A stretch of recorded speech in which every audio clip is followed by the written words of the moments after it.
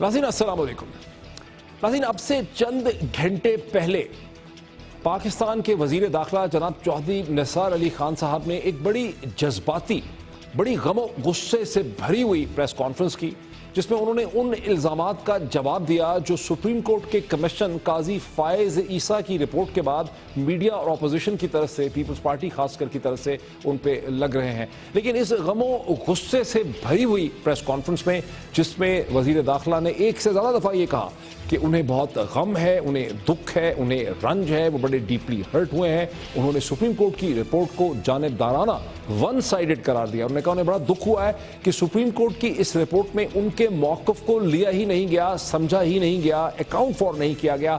हालांकि supreme court तो एक ऐसा इदारा है जहां पर मुजरमों को भी अपनी सफाई देने का मौका मिलता है। और फिर इस रिपोर्ट के बाद उन्होंने कहा जहां चौधरी निसार अली खान को, पाकिस्तान की वजारत दाखिला को, हुकूमत को तनकीद का निशाना बनाया गया है, उसे ओपन कर दिया गया है तनकीद के लिए, वहाँ पाकिस्तान के जो नेशनल सिक्योरिटी के इदारे हैं, इंटेलिजेंस है, उससे भी एक बहरान में डाल दिया गया है। ख़ास करके अगले 15 दिन तक, जब तक इसके जवाब का मौके के लिए एक मोहलत रखी गई है सुप्रीम कोर्ट की तरफ से। उन्होंने ये भी कहा कि मैं तो वज़ीर आज़म नवाज शरीफ साहब के पास गया था इस्तीफ़ा देने के लिए, लेकिन वज़ीर आज़म ने मना कर दिया। मैं आज़ाद हूँ कि तमाम फोरा पे, जिसमें अदालतें भी हैं, मैं जाके अपना मौक़िफ़ दूंगा। और उन्होंने कहा कि तमाम लोग जो हैं, इनको तकलीफ जो मेरे खिलाफ हैं, यानी अपोजिशन या पीपल्स पार्टी की तरफ इशारा था कि जिन लोगों ने माल बनाया है या इन्होंने पैसे खाए हैं या पेट भरे हैं गुज़श्ता कई बरसों में, इन्हें मसला है। और मसला असल में अयान अली का है और डॉक्टर आसिम का है। हालांकि अच्छी तरह से जानते हैं कि वो केसेस किस तरफ से आ रहे थे। ये तो उनकी तकरीर थी। सवाल ये पैदा होता है कि चौधरी निसार अली खान क्या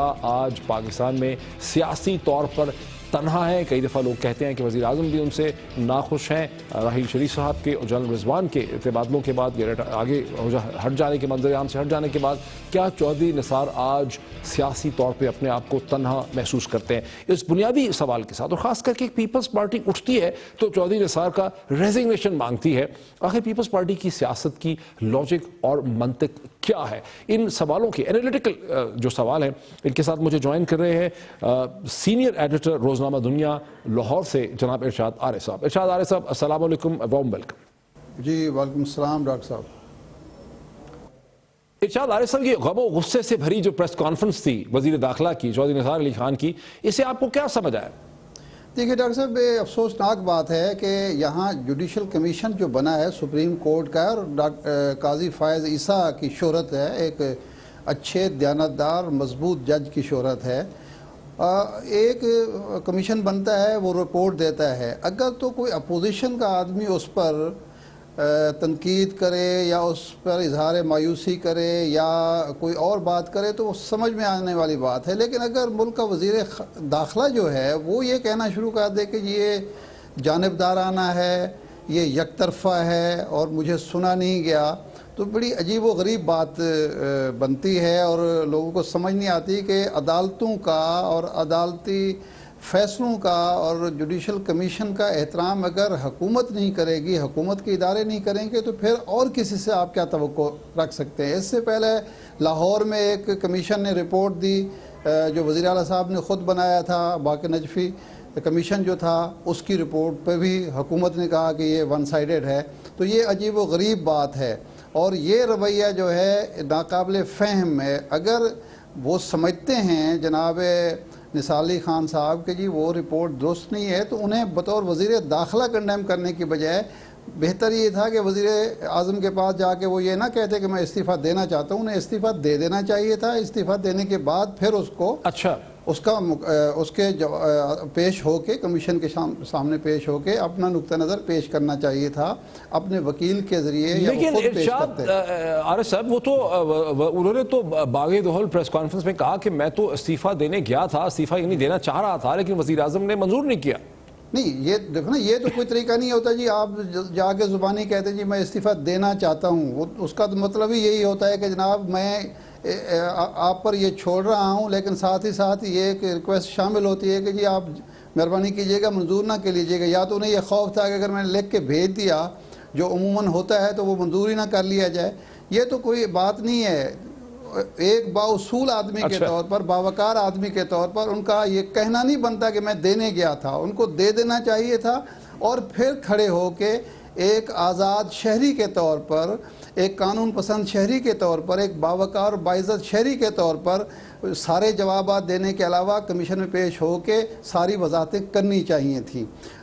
देखिए एक मामला और भी अदालत में, अगर हम चीजें देख लें कि एक देखिए जो बहुत ज्यादा इल्जाम उन पे लग रहा है गुज़िश्ता 2 दिन से, और जो इस रिपोर्ट में भी तो उनको निशाना बनाया गया है कि प्रोस्क्राइब्ड ऑर्गेनाइजेशन की लीडरशिप से वो मिले हैं। लेकिन चौधरी निसार ये कहते हैं कि मैंने जो डेलीगेशन से मुलाकात की वो दिफाए पाकिस्तान काउंसिल DFC का था, और उसके अंदर तो और भी बहुत सी जमातें शामिल हैं, और दिफाए पाकिस्तान के काउंसिल के डेलीगेशन में अगर मौलाना लुधियानवी आ जाते हैं और मौलाना लुधियानी इलेक्शन लड़ते हैं, इलेक्शन ट्रिब्यूनल PMLN के कैंडिडेट को अकरम शेख अकरम को हटा के उनको सीट दिलवा देता है MNA की, तो फिर मैंने गलत क्या किया? इस पे आपका क्या इस्तदलाल है? देखिए पहली बात तो यह है, जो कमीशन ने ये बात की है वो ये नहीं कहा कि ये मुलाकात कोई काबिल एतराज़ बात थी। पहली बात उन्होंने ये कहा है कि ये काबिल एतराज़, उसने मुलाकात को करार नहीं दिया कमीशन ने।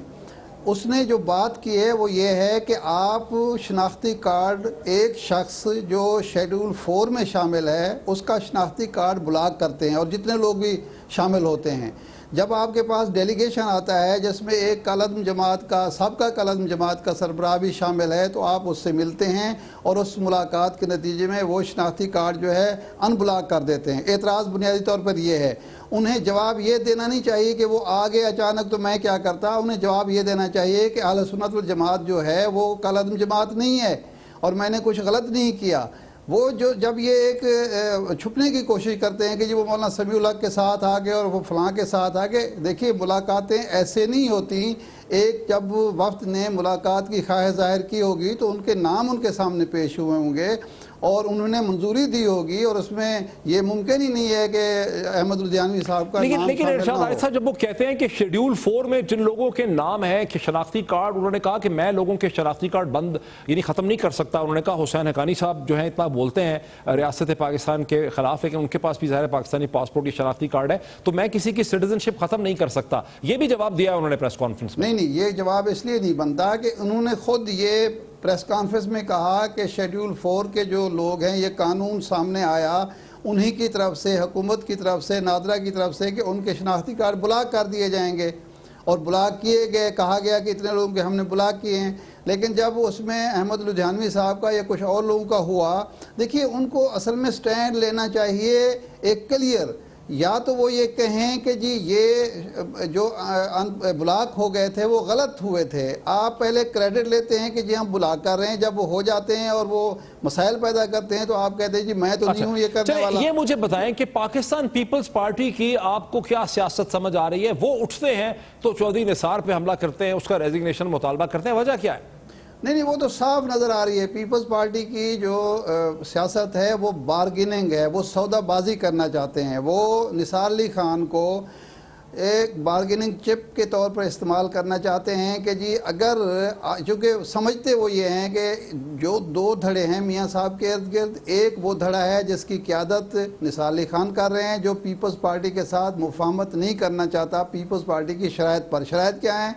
अयान अली को रिहा करो, डॉक्टर आसिम को रिहा करो, गिलानी साहब और राजा परवेज़ अशरफ के ख़िलाफ़ केसेस जो हैं वो वापस लिए जाएँ। निसार अली खान और उनके साथी जो हैं उनका एक उसूली मौक़िफ़ है कि नहीं जी नहीं, ये फ़ैसले जो हैं या नैब करे या अदालतें करें। हम कौन होते हैं इनके ख़िलाफ़ इल्ज़ामात वापस लें जब अदालतों में मामले जा चुके हैं, नैब में जा चुके हैं। दूसरा है इसहाक डार और उनके साथी हैं जो कहते हैं जी ठीक है हमें मुफाहमत करनी चाहिए। तो ये जो दबाव आता है, अगर पीपल्स पार्टी में कोई अखलाकी जुर्रत है तो वो टारगेट निसार अली खान को करने की बजाय वो मियां नवाज शरीफ को करें। वज़ीर आज़म नवाज शरीफ हैं, कैप्टन इस टीम के मियां नवाज शरीफ हैं, लेकिन वो मियां नवाज शरीफ से बार्गेन करना चाहते हैं और अपनी मुखालफत का हदफ है वो निसार अली खान को करने चाहते हैं, जो इस इशू पे कम अज़ कम उसका उसूली मौक़िफ़ है। लेकिन अच्छा चल, इसके साथ ही नथी सवाल ये है जो 4 डिमांड्स हैं बिलावल भुट्टो की, जिसमें 3 डिमांड्स तो बड़ी सिंपल हैं, बड़ी साफ सी, बड़ी आसान डिमांड्स हैं कि फॉरेन मिनिस्टर लगा दें, काउंसिल ऑफ उसके बाद CPEC में जो रेजोल्यूशन है उसको इम्प्लीमेंट कर दें, पार्लिमानी कमेटी नेशनल सिक्योरिटी भी बना दें। सिर्फ एक ही डिमांड उसमें मुश्किल है कि अपोजिशन के टर्म्स एंड रेफरेंस के तहत बना हुआ जो बिल है, पार्लिमानी जो बिल है पनामा पे, उसको इम्प्लीमेंट कर दें। इसको अगर निकाल दें और 3 कंडीशंस को अगर वज़ीर आज़म मानते हैं तो बिलावल भुट्टो की तो गुड्डी गुड्डी हो जाएगी। देखिए, वज़ीर आज़म जो हैं वो 3 डिमांड्स मानने के लिए तैयार हैं। हमारी चंद दिन पहले मुलाकात हुई थी बिलावल साहब से भी, और कायरा साहब, खुर्शीद शाह साहब और दूसरे लीडर मौजूद थे। जो हमें वहाँ उस मुलाकात में तासुर मिला वो ये है कि 3 निकात हैं, इस पर तो बिल्कुल हुकूमत तैयार बैठी हुई है। चौथे पर भी मुज़ाकरात हो सकते हैं। इशू जो है वो अयान अली और डॉक्टर आसिम और गिलानी साहब और इन लोगों के मुकदमात का है। 2 ग्रुप जो पार्टी में हमें नज़र आते हैं वो भी इसी तरह से हैं कि एक ग्रुप जो है वो अपोजिशन करना चाहता है, खोल कर आना चाहता है, और बिलावल को कह रहा है कि ये आप सड़कों पर आएँ ताकि हम कम अज़ कम वो रोल जो तहरीक इंसाफ ने और छीन लिए हमसे इमरान खान ने, वो हमें वापस मिल सके। दूसरा ग्रुप है गिलानी साहब का, राजा परवेज़ अशरफ का। वो लोग हैं वो जो कहते हैं नहीं जी नहीं, कुछ बार्गेन करना चाहिए, हमारे खिलाफ पहले मुकदमात ख़त्म हों, हम पर जो करप्शन का इल्ज़ाम है ये धोया जाए, उसके बाद ही हम जाके अवाम के सामने जाके अगला इलेक्शन लड़ सकते हैं।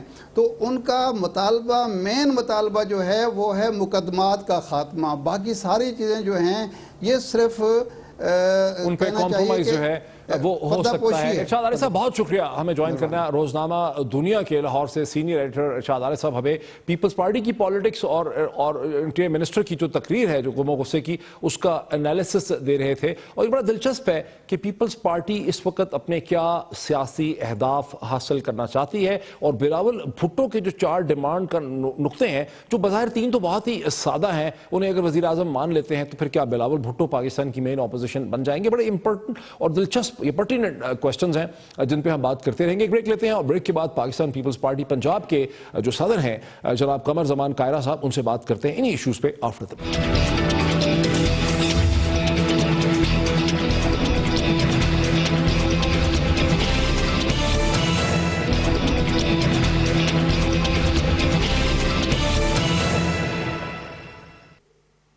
नाज़रीन, वेलकम बैक। अब पाकिस्तान पीपल्स पार्टी के सीनियर रहनुमा, पीपल्स पार्टी पंजाब के सदर, पाकिस्तान के साबका इंफॉर्मेशन मिनिस्टर जनाब कमर जमान कायरा साहब मेरे साथ फोन लाइन के ऊपर हैं। कायरा साहब, अस्सलाम वालेकुम।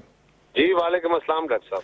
कायरा साहब, पाकिस्तान पीपल्स पार्टी के लीडरान की तरफ से 2 दिन से मुसलसल जो मुतालबा हो रहा था कि चौधरी निसार साहब को काजी फायज ईसा की रिपोर्ट के बाद रिजाइन कर देना चाहिए, उस पर चौधरी निसार साहब ने अब से थोड़ी देर पहले, 2 घंटे पहले, बड़ा शदीद उन्होंने रद्द-ए-अमल का इजहार किया है। वो ये कह रहे हैं कि ये तमाम लोग जो मेरे खिलाफ इकट्ठे हुए हैं, दर हकीकत इनको जो तकलीफ है वो डॉक्टर आसिम की गिरफ्तारी की और अयान अली के मसले की है, जहां मैं मजबूर हूं। वो कहते हैं इनको अच्छी तरह से पता है कि ये मसाइल कहां से आ रहे हैं, ये केसेस कहां से आ रहे हैं, और मैं इनको एक्सप्लेन भी कर चुका हूं, लेकिन उसके बावजूद ये मुझ पे हमला कर रहे हैं, हालांकि असल मसला कुछ और है। अदालत उनके खिलाफ कोई बात कह दे, कोई स्ट्रिक्चर पास कर दे, अदालत की जरूरत कैसे हो? वो तो आपको याद है ना, एक दफा वज़ीर आज़म को बुलाने की गलती करने की पादाश में सुप्रीम कोर्ट की ऐसी तैसी कर दी गई थी, सुप्रीम कोर्ट पर चढ़ाई हो गई थी, और जजों को उठ के बशमूल सुप्रीम कोर्ट के चीफ जस्टिस जान बचाने के लिए अदालत छोड़नी पड़ी थी। तो ये तो बड़ा सिंपल बात है कि उनके हक में फैसले आए तो जज बहुत अच्छे हैं, और जज अगर कोई ऐसी जुर्रत कर बैठे जहां वो हकायक बयान कर दे तो वो तो बिल्कुल काबिल कबूल ही नहीं है उनके लिए। मुझे तो कोई अचंभे के लिए बात मेरे लिए नहीं है, ये तो अदालत को देखना चाहिए कि उनके साथ वो क्या सलूक करते हैं। अदालत जाने, जज जाने और वो जाने। लेकिन जहां तक ताल्लुक एक्सट्रीमिज्म के साथ लिंकेजेस का है, सुप्रीम कोर्ट के जज ने चौधरी साहब के बारे में जो बातें कही है वो फैक्ट्स के ऊपर मबनी है। उन्होंने कहा नेशनल एक्शन प्लान पे अमल नहीं हो रहा, उन्होंने कहा नेक्टा की मीटिंग्स नहीं हुई, और उसको जब जवाब देते हुए चौधरी साहब फरमाते हैं कि जी मेरा तो वर्शन ही नहीं लिया गया। हालांकि डेफिनेटली अदालत ने पहले नोटिस दिए होंगे, ये पेश नहीं हुए तो उन्होंने उनको खत लिखा होगा। अब खत ज्यादा उनको किसी अहलकार ने खत पहुंचाया तो ये शायद उनकी शान के खिलाफ हो। जज साहब को चाहिए था वो खुद खत लेके पेश होते ताकि वो इनको ज्यादा बेहतर जवाब दे देते, शायद वो ये चाहते हो चौधरी साहब। तो खत तो हरकारे ही पहुंचाते हैं, एहलकार ही पहुंचाते हैं, जजेस तो नहीं पहुंचाते। कायरा साहब, वो ये भी कह रहे हैं कि मुझसे रेजिग्नेशन का मुतालबा किया जा रहा है, तूफान मचाया जा रहा है, लेकिन 2004 और 5 और 6 के बाद से मुसलसल 1500 1600 हमले जो हैं दहशतगर्दी के होते रहे हैं, और अब हमलों में कमी हुई है नेशनल एक्शन प्लान के बाद। और पीपल्स पार्टी के इंटीरियर मिनिस्टर से तो किसी ने नहीं कहा कि धमाकों के ऊपर रिजाइन कर दें। जुरे वाला जब 2008 में पाकिस्तान हमारे हवाले हुआ था तो सवात मालाकांड भी गिर चुका था, उस पे पाकिस्तान का झंडा उतर चुका था। वजीर दाखिला शायद भूल जाते हैं, उस वक्त बलूचिस्तान से भी पाकिस्तान का झंडा उतारा जा रहा था। उस वक्त GSQ पे भी हमले हो रहे थे। उस वक्त हमारी फोर्सेस वर्दियां पहन के शहरों में नहीं जाती थी।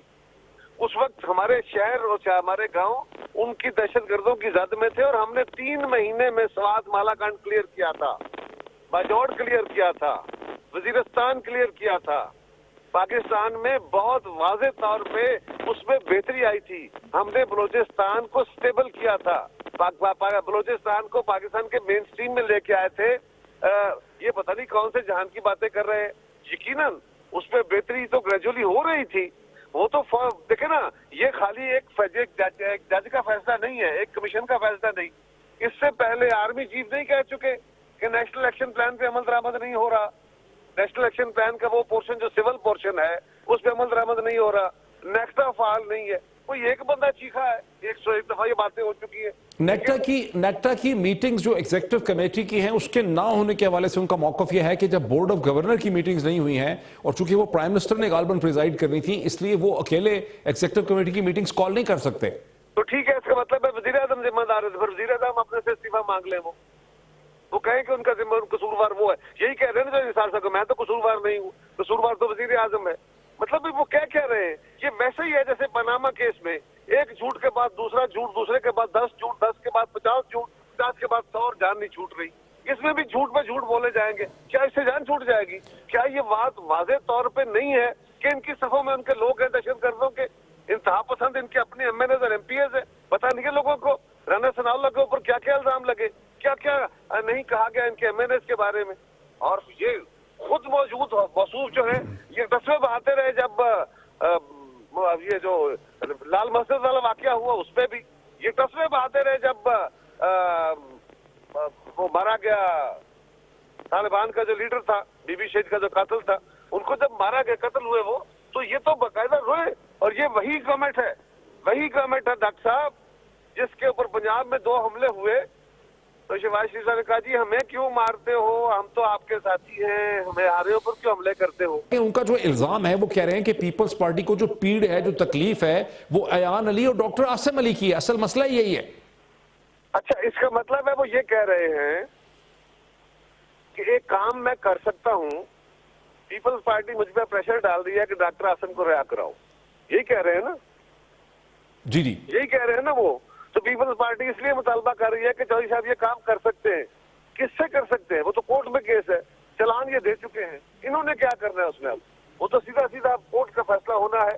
कोर्ट में डॉक्टर की बेलें हो गई है और एक केस जो चल रहा है, इनके पास जो केस था वो नैब का, अब तो नैब का केस हो रहा है। उनके ऊपर जो दहशतगर्दी का केस था वो तो ऑलमोस्ट ड्रॉप हो चुका है। तो चौधरी निसार ने क्या करना है? हमने इनसे क्या रियायतें मांगनी है? वो अदालत में केस चल रहा है।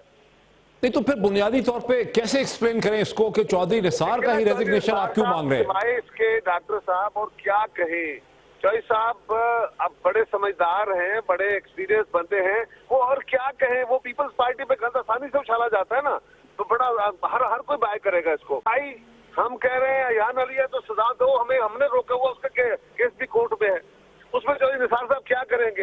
ये तो ऑलरेडी अपने चालान सबमिट कर चुके हैं, अब तो अदालतों ने फैसले करने हैं। चले इनसे हम थोड़ा इस पे आ जाए कि जो 4 नुकाती एजेंडा है बिलावल भुट्टो साहब का, उसमें कौन सा नुक्ता ऐसा है जो वजीर आजम के लिए बहुत मुश्किल है?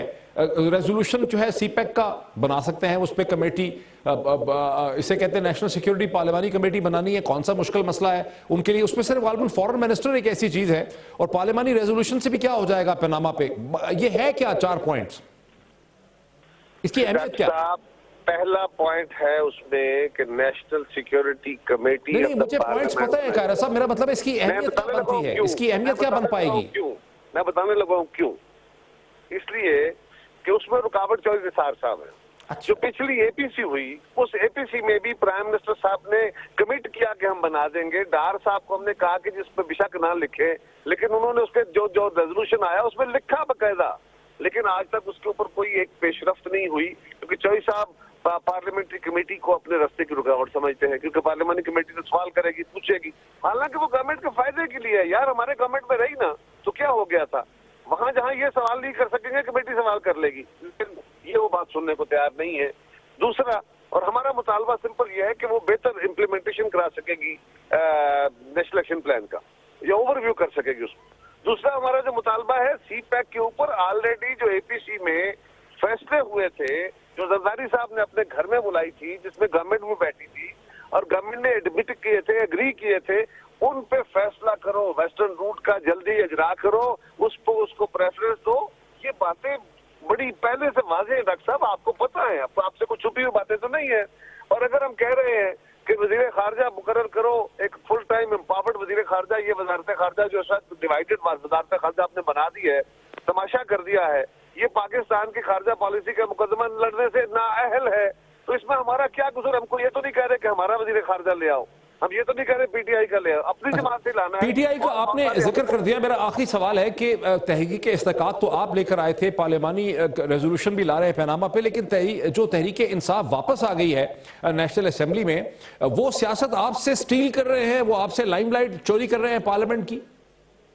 देखिए डॉक्टर साहब, कोई लाइमलाइट किसी से चोरी नहीं कर सकता, वो भी पार्लियामान का हिस्सा है। अच्छा हुआ वापस आ गए, हम तो पहले ही कह रहे थे कि इस तरह पार्लियामान से बाहर न जाएं और इतने उतावले ना हो, बल्कि ये जो रेजोल्यूशन, जो बिल हमारा पास हुआ सेनेट से, उस बिल के वो सिग्नेटरीज हैं। बाद में इमरान खान साहब ने कहा कि वो तो मुस्लिम लीग को सपोर्ट करने का बिल है, हालांकि खुद उस पर साइन किए हुए हैं उन्होंने, लेकिन अब वो पास हो गया। वो जो कह रहे थे कि जी हम जल्दी में हैं, वो जल्दी आपकी किधर गई, किधर गए आपके? सारी फुर्तियां एक जगह रह गई, वो बिल पास हो गया है आज।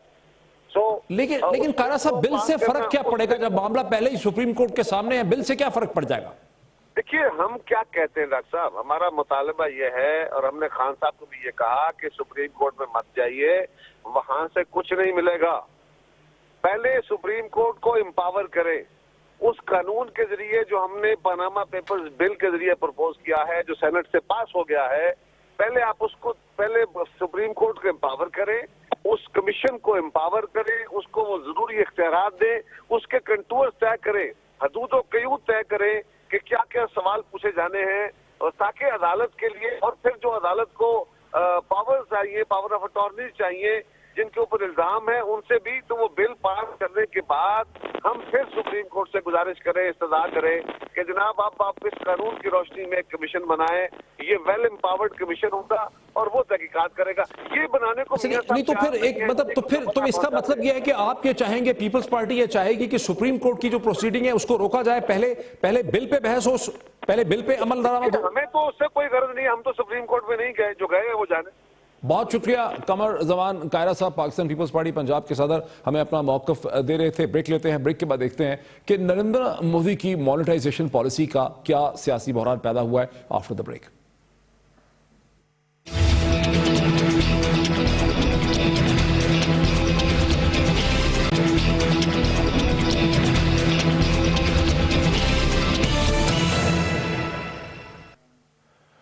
नाज़रीन, वेलकम बैक। हिंदुस्तान के वजीर आजम नरेंद्र मोदी ने 8 नवंबर को डीमोनेटाइजेशन यानी नोट बंद करना और करेंसी बड़े 500 और 1000 रुपए की मालियत के नोटों को तब्दील करने की जिस पॉलिसी का उन्होंने आगाज किया था और जिसके बारे में उनका ख्याल था कि इससे उनकी सियासी मकबूलियत में बहुत इजाफा होगा, उससे हिंदुस्तान में एक बहुत शदीद बहरान पैदा हो चुका है। इस हवाले से सबसे पहले आपको एक रिपोर्ट दिखाते हैं, फिर इस पर बात करते हैं। भारतीय नरेंद्र मोदी सरकार जो पाकिस्तान के खुदा न ख्वास्ता टुकड़े करने के ख्वाब देख रही है, फिलहाल तो अपनी पॉलिसियों की वजह से एक नए अंदरूनी बहरान का शिकार है। भारत में पुराने 500 और 1000 के नोटों पर पाबंदी को 40 रोज गुजर चुके हैं, जिनको नए नोटों से तब्दील करने के लिए महज 1 रोज की मोहलत दी गई थी। भारतीय वजीर आजम नरेंद्र मोदी ने इसकी वजह तो ये बताई कि इससे दहशतगर्दी, नोटों की ब्लैक मार्केट और जाली नोटों की सर्कुलेशन में कमी आएगी। देश को भ्रष्टाचार और काले धन रूपी दिमक से मुक्त कराने के लिए एक और सख्त कदम उठाना जरूरी हो गया है। लेकिन ये पॉलिसी भारतीय हुकूमत के गले पड़ गई है। अभी तक तो अवाम ही इस पॉलिसी से परेशान दिखाई दे रहे हैं, जो नोट तब्दील करवाने के लिए बैंकों में लंबी लाइनों में लगे हैं। धक्कम पील के बायस और इस पॉलिसी से मुंसलिक वाकयात में अब तक 84 के करीब लोग जान से जा चुके हैं। मेरी बच्ची की शादी है 1 तारीख को, कल भी बोले पैसे नहीं है बोल के, आज भी बोल रहे पैसे नहीं है बोल। Standing in the Q from 6 AM 5 AM in the morning. 4 दिन से हम बैंक के चक्कर काट रहे हैं, 6 दिन कैश खत्म है, कैश नहीं है। सबको पैसा देना है, इसलिए पापा सोच रहे मैं क्या जुगाड़ करूं। दूसरी तरफ भारतीय हुकूमत इसको मामूली तकलीफ करार दे रही है। भारतीय और बैनुल अक़वामी मुआशी माहिरीन मोदी की इस पॉलिसी को शदीद तनकीद का निशाना बना रहे हैं। अपोजिशन भी इस पॉलिसी पर शदीद एहतजाज कर रही है। Farmers are dying. More than 100 people have died. ये बोल्ड डिसीजन नहीं है, ये बिल्कुल बेकार डिसीजन है और इससे पूरे देश को जबरदस्त नुकसान हुआ है। हम चाहते हैं कि इस लोकसभा में वो आके बात करें और यहाँ पे हम उनको भागने नहीं देंगे। हालात हुकूमत के कंट्रोल से बाहर जाते दिखाई दे रहे हैं। नोटों की बंदिश से पहले ना तो कोई मंसूबाबंदी की गई, ना ही असरात के बारे में सोचा गया कि इससे मार्केट और कारोबार में क्या फर्क पड़ेगा।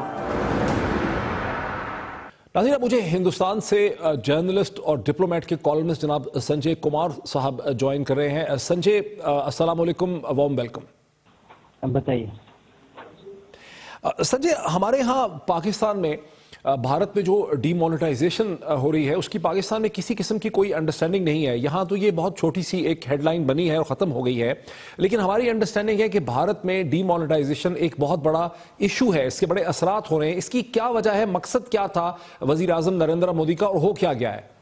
देखिए, डीमोनेटाइजेशन को हिंदी में बोलते हैं नोटबंदी, मतलब रुपया बंद हो जाना, नोट का बंद हो जाना। डीमोनेटाइजेशन में ये हुआ कि जितने भी 500 और 1000 के नोट्स थे, जो करीब 80% से ज्यादा थे, सरकार ने एक डिसीजन 8 नवंबर की रात को लिया और बंद कर दिया। 9 नवंबर से अचानक वो नोट्स बंद हो गए। लेकिन संजय, वजह क्या थी? वजह क्या थी? मकसद क्या था? वजह तो प्राइम मिनिस्टर ही एक्सप्लेन कर सकते हैं इस सडन डिसीजन का, लेकिन उनका जो कहना है कि वो ब्लैक मनी को इस इकोनॉमी से हटाना चाहते हैं और ब्लैक मनी को हटाने के लिए उन्होंने बोला कि ये कदम जरूरी है।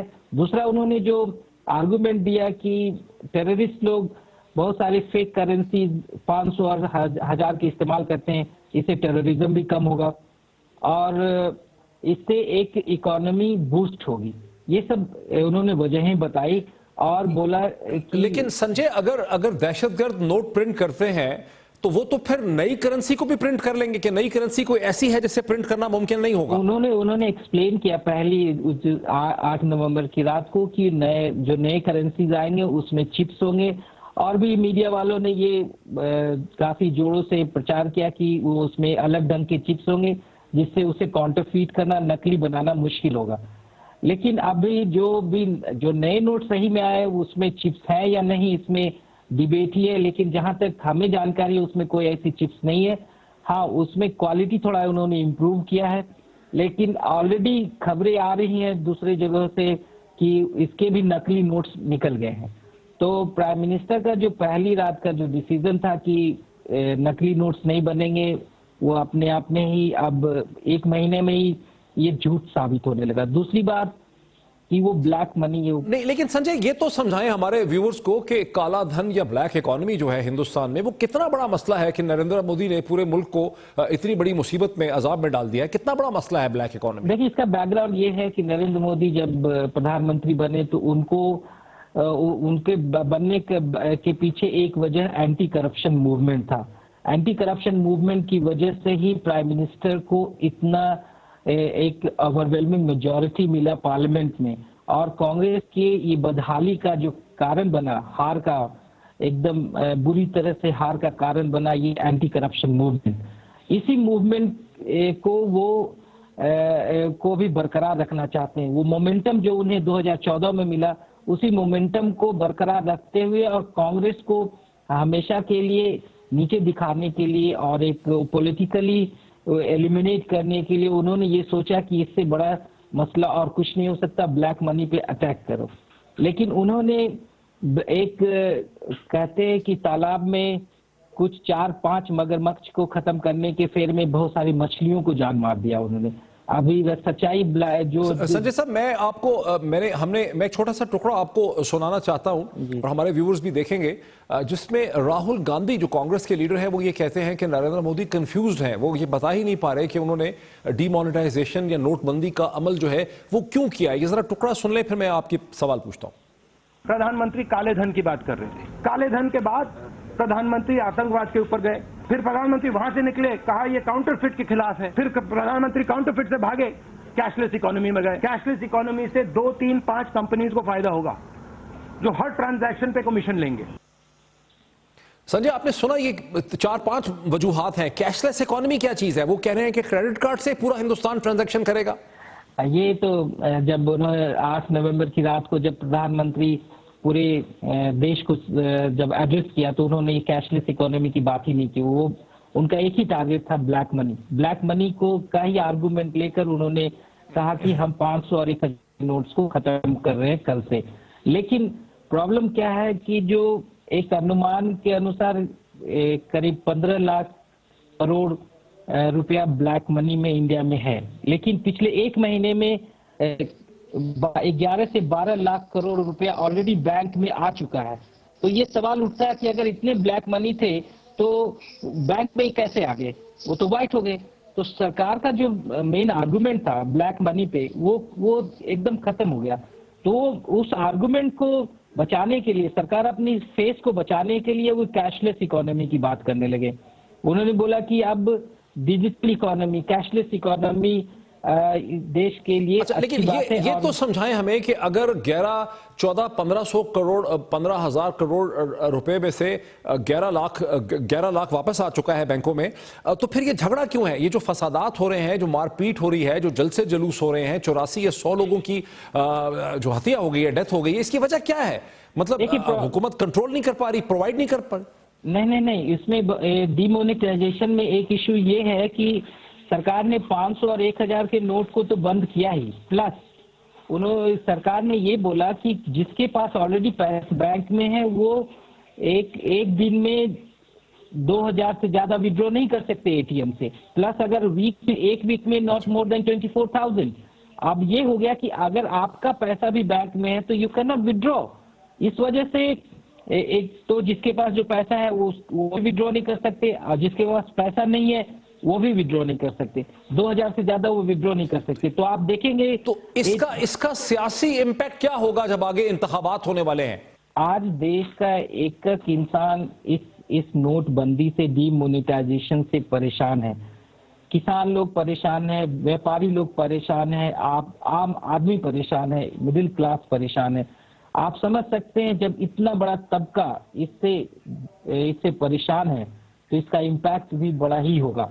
अब इस बीजेपी की सरकार को, नरेंद्र मोदी की सरकार को इसका एहसास अब होने लगा। पहले तो एक महीने तक ये कहते रहे कि ये देश के लिए अच्छी बात है, और जो डिमोनेटाइजेशन का समर्थन कर रहे हैं, सपोर्ट में है, वो एक देशभक्ति का काम कर रहे हैं। उन्होंने नेशनलिस्ट आर्गुमेंट लेकर लोगों का समर्थन खींचने की कोशिश की, लेकिन लोगों को समझ में आ गया कि इनका ये जो होल आइडिया डिमोनेटाइजेशन था वो इम्प्लीमेंटेड है, इल थॉट इश्यू है, इल थॉट प्रोग्राम है, और प्रधानमंत्री ने बड़ा इमोशनल होकर ही डिसीजन ले लिया, देश के हित में डिसीजन ले लिया। क्योंकि ऐसा कोई भी इकोनॉमिस्ट नहीं है इंडिया में, एक्सेप्ट जो सरकारी इकोनॉमिस्ट को छोड़ दें, जिन्होंने इस डिमोनेटाइजेशन के बारे में क्रिटिकल ओपिनियन नहीं रखे। सबने बताया कि इससे करीब 2% इंडिया का जीडीपी पीछे चला जाएगा। नॉट ओनली दैट, जहां एक मुल्क